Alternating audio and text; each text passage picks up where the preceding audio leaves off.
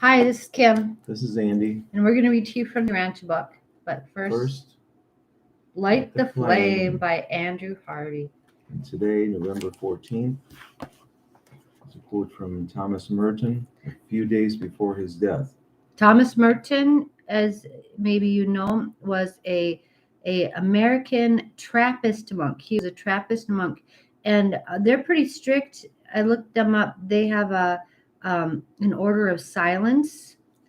So that's a big sacrifice here. So he lived from 1915. He was born in France, but it says he's an American Trappist monk. Okay, and he died in 1968. So interesting guy. All right, we'll keep going then. Go ahead. He prayed, "Love has overcome. Love is victorious. Amen." Just that short and simple, but powerful. Wow. Do you think it's true?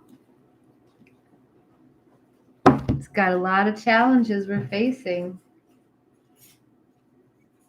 Live as if. Okay. Live as if it's true. That's law of attraction. Mm-hmm. Yeah. So funny.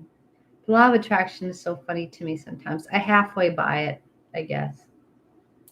But it's like, what if you lived as if you had $1 million in your pocket? Well, there's limits, right? Okay. Right. Okay. In so many ways, there's truth there. Yeah. I think it really just comes down to just being grateful for what you have and not looking at what you don't have, but looking at what you do have.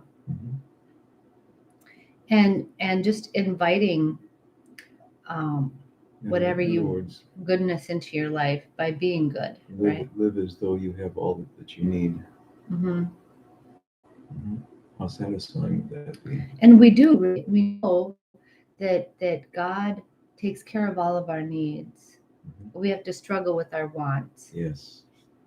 With our desires. Yeah, for sure. But we're taken care of, sweetheart. Mm-hmm. We are. You're taken care of out there. All right, so here we go. We're on the Paradise Companions, paper 25 paper 25, The Messenger Hosts of Space, section 9, The Paradise Companions. Okay. Section 8, Paradise Companions. Section 8. Did I say section 8? You said section 9. Why do I do that? Don't know, but section 8, the Paradise Section Companions. 8, the Paradise Companions. Okay. Let's start. Okay. The Paradise Companions are a composite or assembled group recruited from the ranks of the Seraphim, Seconophim, Supernophim, and Omniaphim. Though serving for what you would regard as an extraordinary length of time, they are not of permanent status.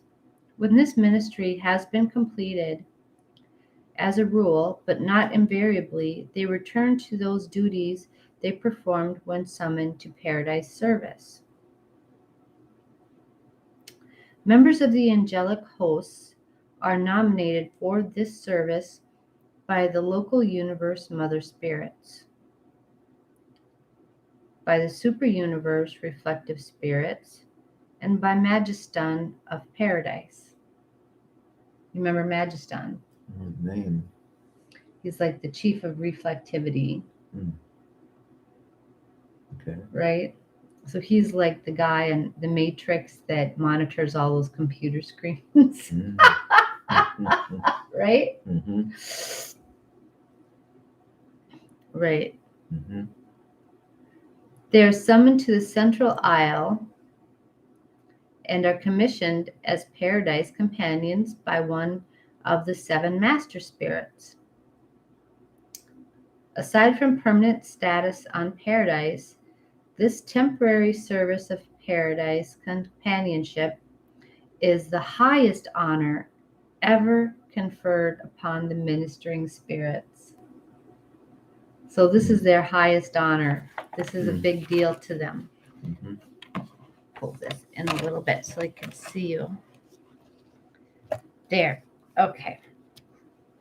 These selected angels are dedicated to the service of companionship and are assigned as associates to all classes of beings who may chance to be alone on paradise, chiefly to the ascendant mortals, but also to all others who are alone on the central isle. Paradise companions have nothing special to accomplish in behalf of those with whom they fraternize. They're simply companions.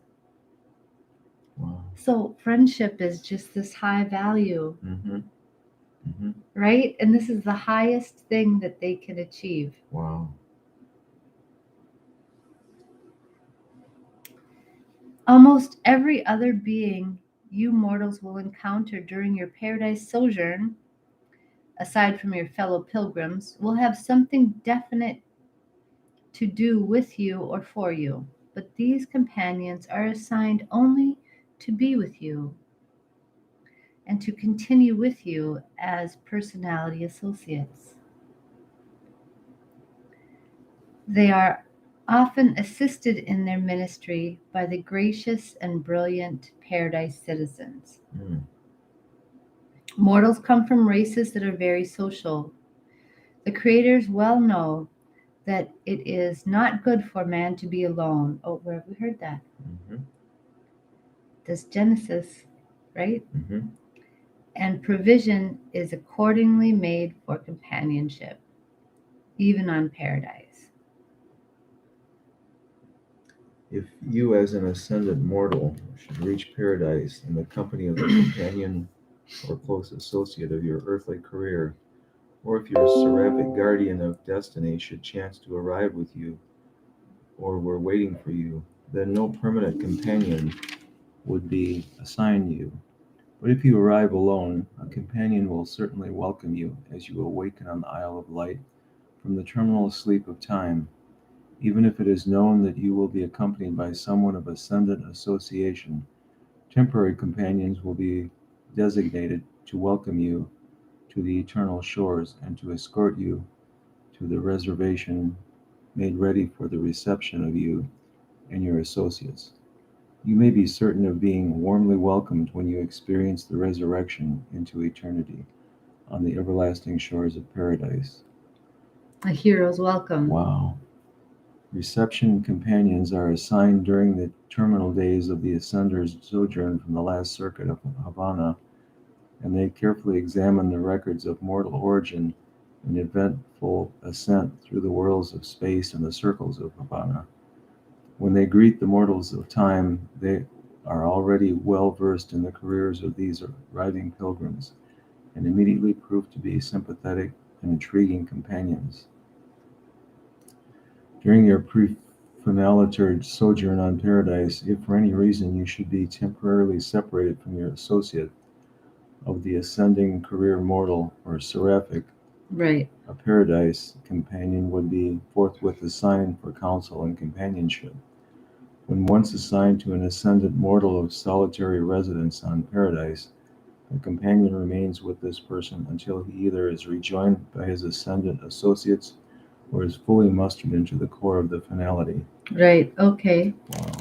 So it's so important to paradise or to that we know that we're not alone. We're not Metaquiescent. Mhm. We're not alone. No, we have relationships to all around us. Mhm. Even in those we can't see really Mhm. or apprehend directly. Mhm. Right. Okay, I'll go for Okay. yeah. Paradise companions are assigned in order of waiting, except that an ascender is never placed in the charge of a companion whose nature is unlike his super-universe type. If a Urantia mortal were arriving on paradise today, there would be assigned to him the first waiting companion, either of origin in Orvanton or otherwise of the nature of the seventh master spirit. Hence the Omniaphem serve not with the ascendant creatures from the seven super universes. Okay, so the Omniaphem, that's a different kind of an angel. Okay, we'll read about Omniaphem in the next paper. Okay? Okay, you go, Andy. Many additional services are performed by the Paradise Companions. If an ascending mortal should reach the central universe alone, and while traversing Havona, should fail in some phase of the deity adventure, in due course he would be remanded to the universes of time, and forthwith a call would be made to the reserves of the Paradise Companions. One of this order would be assigned to follow the defeated pilgrim, to be with him and to comfort and cheer him, and to remain with him until he returned to the central universe, to resume the Paradise ascent. Okay, so in case we don't make it the first time, we'll be encouraged to try again. I think, and that speaks to how this ascension is hard. And it's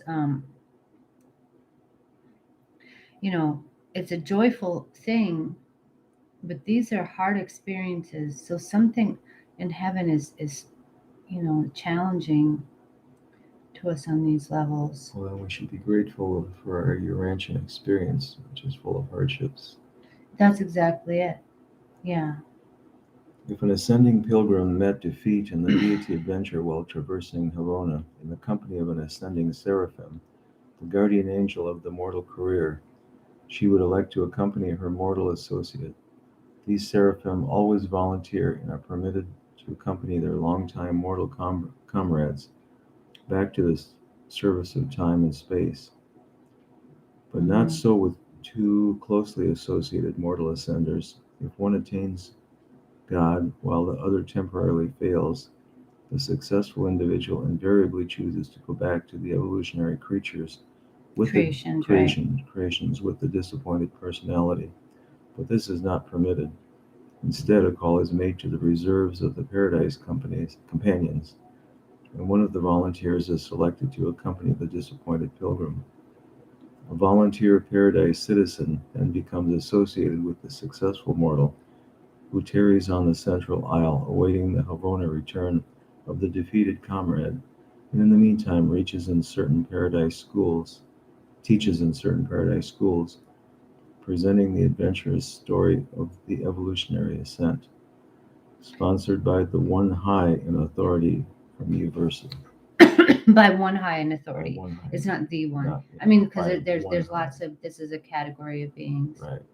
Yeah. So I think that's really interesting to point out. That caught my eye here, especially because I like to think of myself as a bodhisattva sometimes. Yeah. Okay. So bodhisattva would be allowed to go back, numerous times to the.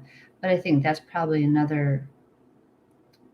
I don't know. I think But see, if you're coming forward with a friend, and you're going through all this together, and you made it through like up to almost to the mountain peak, and then that person that you're with can't make it, can't go on. The successful one is not allowed to go back to with the one that failed. You're not allowed to do that, even though it says that invariably that's what they want to do, that because they love and they're devoted to their companion. Sure. But it says that's not permitted. So it would be divine intervention at that point for both. Yeah. How do you feel about that? Well, it would be disappointing to leave someone behind, so to speak. Like if you make it to heaven and I don't, or something, and then it would go against my nature just to continue on by myself. Wouldn't it?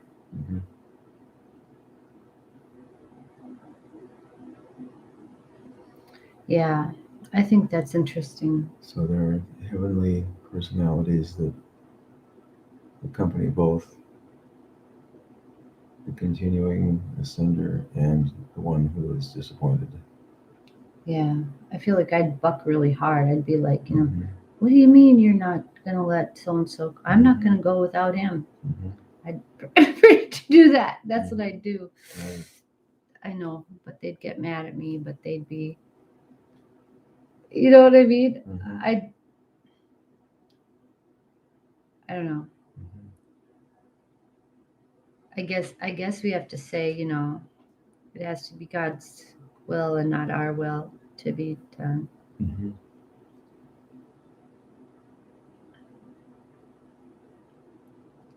Well, we learn these hard lessons here in Urantia, and maybe we have to unlearn some of them on the next journey. Yeah. Mhm. Okay.